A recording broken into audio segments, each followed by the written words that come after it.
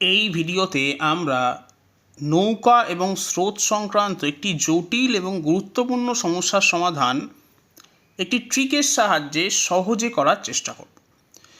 এখানে বলা হয়েছে এক ব্যক্তির স্রোতের অনুকূলে 20 কিমি এবং প্রতিকূলে 18 কিমি যেতে মোট 5 ঘন্টা সময় লাগে। আবার স্রোতের অনুকূলে 50 কিমি এবং প্রতিকূলে 30 কিমি যেতে মোট 10 ঘন্টা সময় লাগে।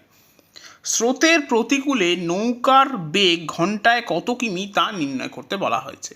যখন একই ধরনের ইনফরমেশন দুবার দেওয়া থাকবে এবং স্রোতের প্রতিকূলে নৌকার বেগ জানতে চাওয়া হবে, তখন প্রথমেই আমরা এই অনুকূলে, প্রতিকূলে এবং মোট সময় কত লাগছে তার জন্য একটা টেবিল তৈরি করব। এখন স্রোতের অনুকূলে তার মানে হচ্ছে ডাউন স্ট্রিম, তাই জন্য আমি প্রথমেই লিখছি ডি। প্রতিকূলে মানে আপস্ট্রিম, তাই লিখছি ইউ এবং তারপর লিখছি সময়, তার মানে টি। এখন অনুকূলে প্রথমে যে দূরত্ব অতিক্রম করছে তা হলো 20, তাই প্রথমে লিখছি এখানে 20।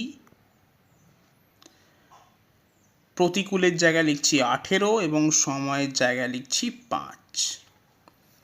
এরপর পরের যে ভ্যালুগুলো দেওয়া আছে তা হলো 50,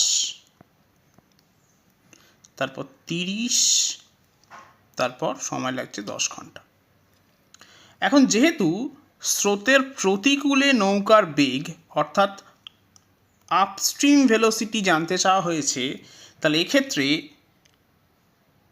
ডি এর জাস্ট নিচে যে ভ্যালুটা দেওয়া আছে সেটা হবে আমার কি এলিমেন্ট, অর্থাৎ এখান থেকে আমার ক্যালকুলেশন স্টার্ট হবে।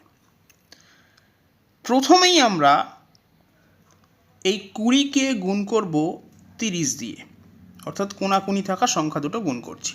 20কে 30 দিয়ে গুণ করলে পাবো 600, আমি লিখছি 600। এর থেকে বিয়োগ করব 50 গুণ 18, তার মানে 900, এবং একে ভাগ করব, যেহেতু এটা আমার কি এলিমেন্ট এটাকে আমি আবার নেব। এবার আমি 20কে গুণ করব 10 দিয়ে, অর্থাৎ কোনাকুনি গুণ করছি সময়ের নিচে যে সংখ্যাটা আছে, প্রথম সংখ্যার পরে যে সংখ্যাটা আছে সেটা দিয়ে। এখন 20কে 10 দিয়ে গুণ করলে আমি পাচ্ছি 200 এবং এর থেকে বিয়োগ করব 50 গুণ 5, তার মানে 250। ক্যালকুলেট করলে যা আসবে তাই হবে আমার উত্তর।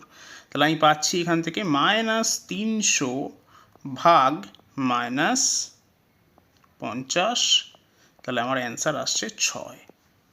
তাহলে সঠিক উত্তর হবে অপশন এ, 6 কিমি প্রতি ঘন্টা।